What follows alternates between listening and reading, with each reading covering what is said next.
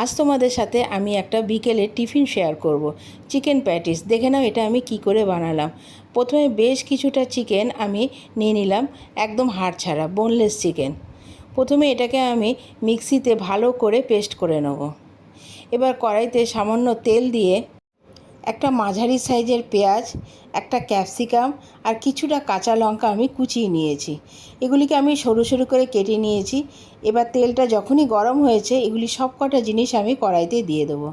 একটু এটা লাল লাল করে ভেজে নিতে হবে। এরপরে আমি এর মধ্যে দিয়ে দেবো স্বাদ মতো নুন, সামান্য হলুদ গুঁড়ো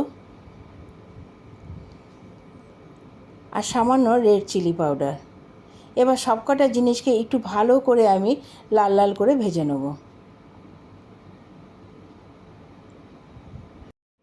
এটা যখন একটু লাল লাল করে ভাজা হয়ে যাবে তার মধ্যে আমি দিয়ে দেবো পেস্ট করা চিকেনটা দিয়ে দেওয়ার পর বেশ খানিকক্ষণ নাড়াচাড়া করার পর এরপর আমি দিয়ে দেবো ব্রেড ক্রাম্বস।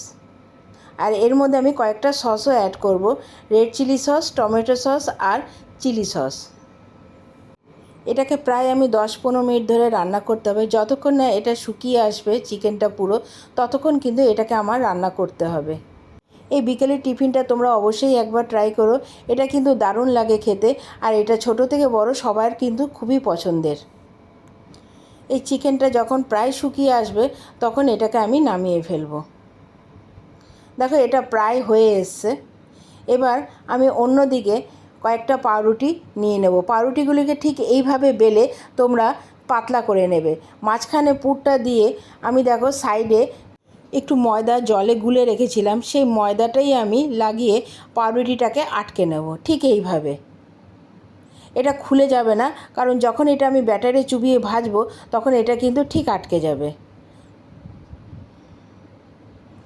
এভাবে প্রত্যেকটাকে আমি বেলে পাতলা করে নিয়ে মাঝখানে পুর দিয়ে একটা একটা করে সবকটাকে আমি আটকিয়ে তৈরি করে নিয়েছি।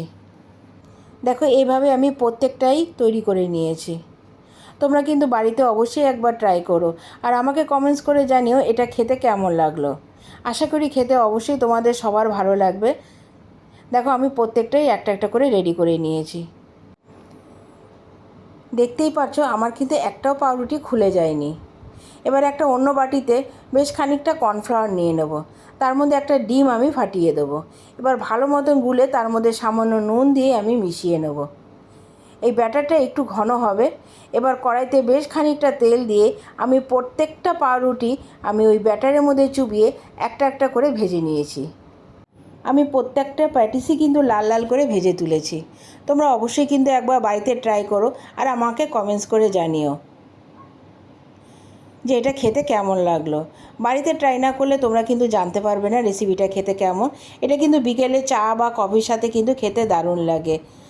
আমার চ্যানেলটা সাবস্ক্রাইব করার অনুরোধ রইল সবার কাছে। আসছি পরবর্তী একটা রেসিপি নিয়ে। তোমরা ভালো থাকো, সুস্থ থাকো। এখনের জন্য টাটা।